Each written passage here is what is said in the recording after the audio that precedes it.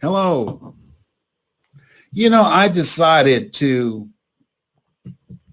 make this day a productive day for you. I was looking at, and all of us know that many times we can get so consumed and involved in the news cycle, we forget to keep the main thing, and that is where we're going and what we're going to do. Adjust the lights for me, please. I think, yeah, the one over here, please. Thank you. And so I want to share something with you. I was reading an article today about the number one most indispensable skill that's required to make it today in corporate America, in business, in any area of your life. And I've been talking about it, but there's a magazine that's out that really verifies it, and you can look it up, and it will certainly verify something that I've been emphasizing. And it's this magazine that Fast Company magazine, and it says that the most in-demand skill on job listings right now is the power of communication. Power of communication. I want you to lighten it up for me. Can you do that? Okay. Yeah. There you go. Thank you. The power of communication. And so if you're looking for a job, if you're working on a job, you want to advance your career, I've been saying it, but now Fast Magazine, it really confirms it. They have an article, and you can Google it. It's called This is the most in-demand skill on job listings right now. The magazine is called Fast Company. You can Google that. Let me share something with you. What I'm doing now, I've been thinking, what's the most important thing that I can share with you? And they say a picture's worth 1,000 words. I want, if you're ready to create a major shift in your life, I want you to put voice in the comment section. I'm going to tell you why. Put voice in the comment section. Because when you have communication power, when you can communicate, you can do more than you can ever begin to imagine. It will take your life to a whole new level. I never forget when Mr. Leroy Washington at Booker T. Washington High School in Miami, Florida, he said, Mr. Brown, he said, develop your mind, because you don't get in life what you want, you get in life what you are. Practice OQP, only quality people. People rub off on you. And he said, develop your communication skills, because once you open your mouth, you tell the world who you are. And the reason he was giving me that advice, he was like my surrogate father. He was my spiritual father. He knew that my mother was raising 7 foster kids single-handedly. And so he said he saw something in me. He knew that I was labeled educable, mentally retarded, and put back from the 5th grade to the 4th grade, and failed again in the 8th grade. And even though I was not one of his students, he took an interest in me. He said he felt like I was hungry. I used to stand on a milk crate and look in the window in this wooden portable when he was coaching students for plays, and he was a speech and drama teacher. And so one time it was raining outside, and he told me to come in, and he asked me, why do you watch me so much? I said, because I want to be like you. And so I watched him and I studied him. And Dr. Anthony Sweeting, a childhood friend who is just an incredible voice himself and storyteller and has been my hero. But let me share with you this world where we are right now with things that are disrupted. We don't have time to give away valuable time to watching stuff that creates all type of drama that won't put money in your pocket. See, I watch things is it positive? Is it productive? Is it profitable? If it's purposeful, is it in the direction of where I'm going? These television stories and stuff going on the internet, name of the game today is attention. How to grab your attention, how to hold that attention with an experience, and how to direct that attention. But you got to pull that focus, your mind on things that's not positive, that's not productive, that's not profitable, and that's not purposeful. That it's not in alignment with the purpose of your life. And this is a picture's worth 1,000 words. And I want you to put voice in the comment section because I want to share with you where I came from and the power. When you see this, that I came from nothing, but I want you to see the person that I always talked about whenever I give my speeches, my mother, Mrs. Mamie Brown. I want you to see this picture with my twin brother and I, Wesley. So let's go to the next one, please. That's Mama. That's Mama. Isn't she beautiful? That's Mamie Brown. She adopted us at 46. Wesley and I. Which one am I? Am I on your right or on your left? I'm the cute one now. She never had any children herself. She only had a third grade education. She worked for wealthy families on Miami Beach. She cooked for them, and we ate the food left over from the families that she cooked for. And she kept their children, and we wore the hand-me-down clothes of the children that she kept.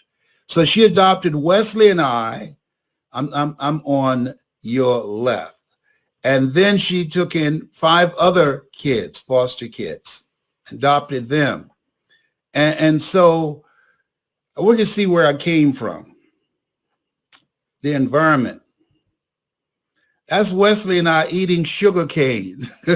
I'm on the right. Wesley is on the left. Look, you know, this is in Liberty City.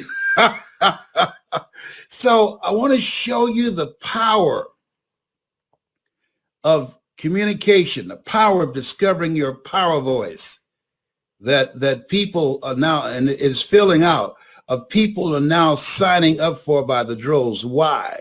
Not only because of the article in Fast magazine, but because if you have a job or you want a job, your ability to communicate, to make a point, to negotiate, to sell yourself, to sell your knowledge, your abilities and skills. If you're a speaker, you're a coach, you're a trainer, or you have some special expertise, or you have a business, you are the storyteller. You are the person who, using your power voice, you have to communicate what it is that you have, because people ask the question, who are you? What do you have?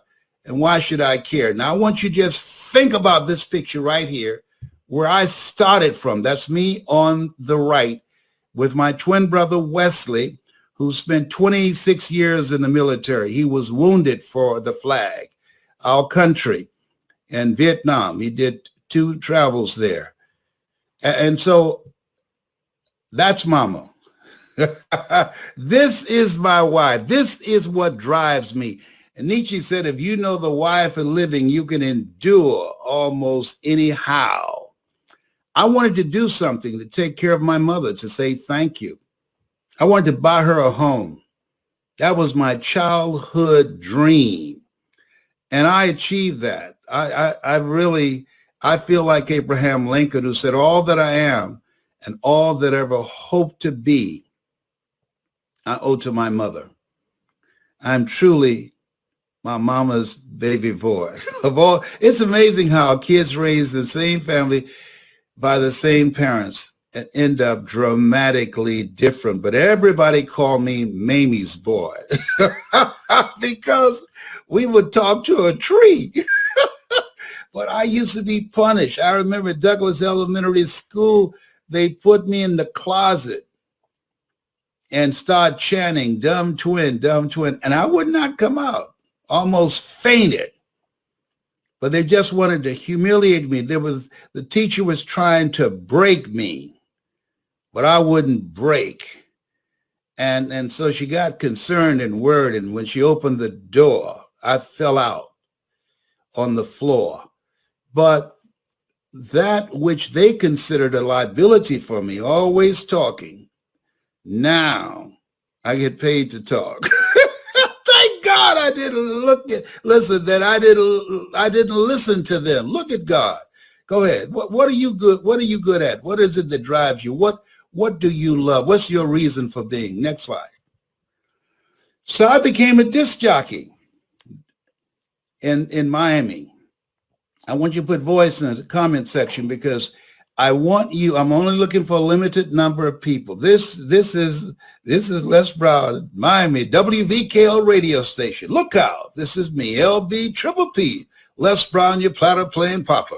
There were none before me, there will be none after me. Therefore, that makes me the one and only. But I want you to progress, and let me show you the power of being an effective communicator, what it can mean for your life.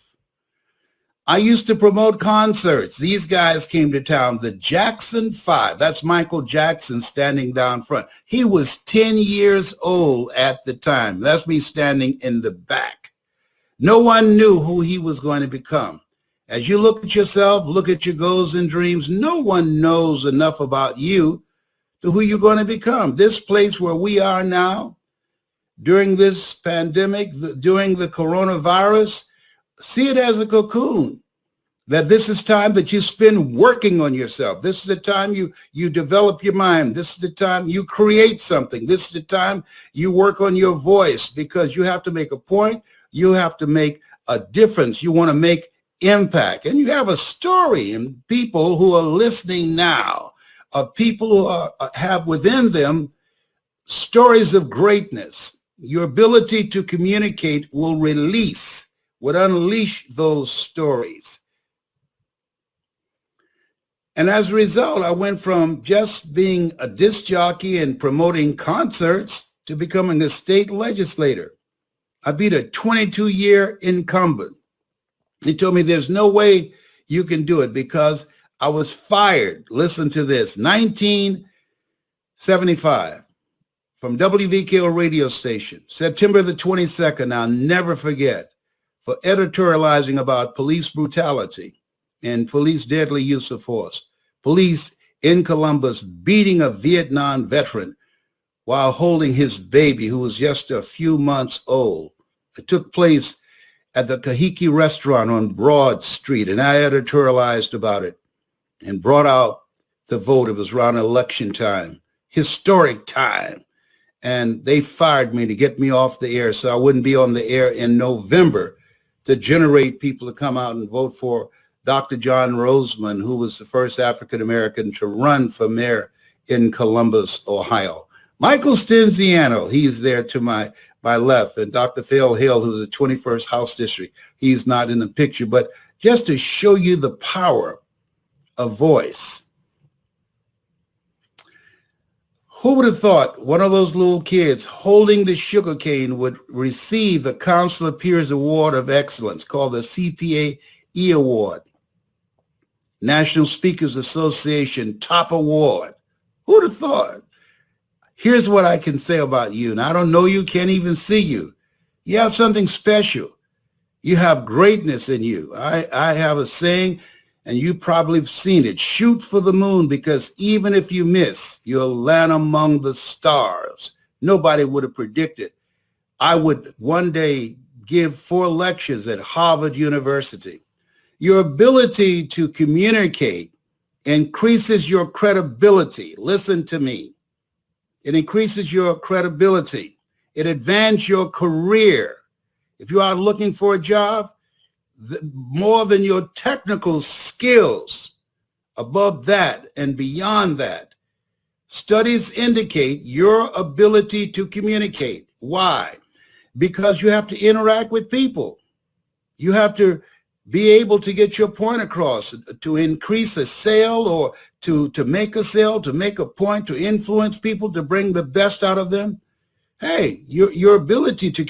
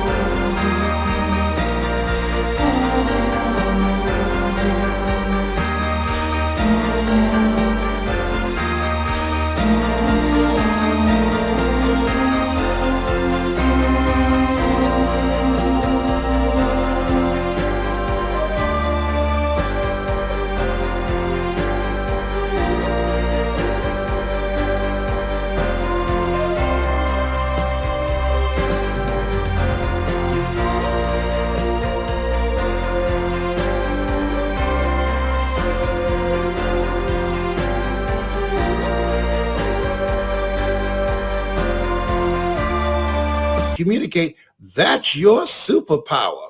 Now, who'd have thought somebody at Douglas Elementary School in Overtown and Miami and labeled educable mentally retarded and put back from the 5th grade to the 4th grade and failed again in the 8th grade? Who'd have thought that that kid would end up giving lectures at Harvard University?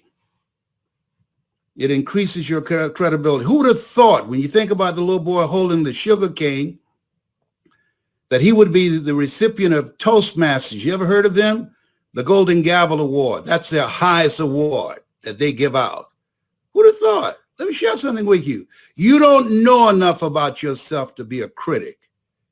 You were born for greatness. Even this place where we are right now. You were born for greatness. You were born for this period where we are right now. If you weren't born for this time, you'd be taking a dirt nap. I've said to you, as Dr. Miles Monroe would say, rob the cemetery of your greatness. Don't take your story. Don't take your voice. Don't take your ability to communicate, to influence, and make a difference in the world to your grave with you. They selected the top 5 speakers in the world. General Norman Schwarzkopf. These millenniums, they don't know anything about these guys. Lee Iacocca, who became the voice of Chrysler. Robert Schuller, who had a television ministry. Paul Harvey, who's considered the most powerful and influential voice in radio during his era. And then me. I was the only little raisin in that milk. I'm telling you, who would have thought? Your ability to communicate will establish a national and international reputation. I've spoken in over 51 countries. I came from nothing. And so as you look at yourself, I want you right now, because when you go back there and look, who would have thought? And I ask you, what is left in you? I often tell the story of Dr. Howard Thurman. He said, the ideal situation for a man or woman to die, have family members praying with them as they cross over. He said, but imagine, if you will, being on your deathbed and standing around your bed, the ghost of the dreams, the ideas, the abilities given to you by life, but you, for whatever reason, you didn't pursue those dreams. We never saw your greatness. We never heard your story. You never used your voice. You didn't use your impact that you were born with. And there they are standing around you, looking at you with large, angry eyes, saying, we came to you, and only you could have given us life, and now we must die with you forever. If you died today, what dreams, what talents, what abilities, what skills will die with you? Live full, die empty. And I'm so glad some things happen to you and some things happen for you. I am so glad that my birth mother gave us to Mrs. Mamie Brown. I don't feel like we were given away. I believe Wesley and I, we were chosen with love. And she said, I'll take them. Oh boy, look at God. Oh yes. And so I want you to put voice in the comment section. I'm looking for people who are ready to transition out of jobs that's not them. I'm looking for people who perhaps lost their job or lost their business and want to rebuild their lives. I'm looking for people that are hungry to make a dramatic and radical change in their situation and in their income. If you want to make more money, if you want to make a greater impact with your life, if you want to do something that gives your life a sense of purpose and power and meaning, I want you to put voice in the comment section.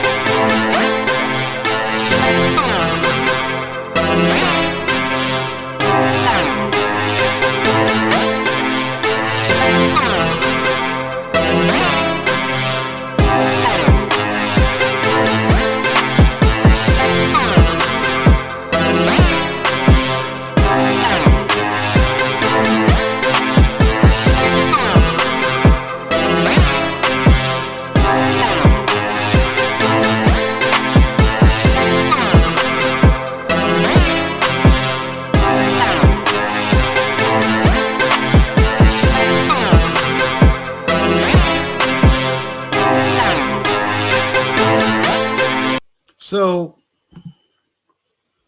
I just wanted to just run through that. And as you think about yourself, think about your goals and dreams. Don't underestimate you. When I talk about, you wonder why people say, why do you talk so passionate about self-development?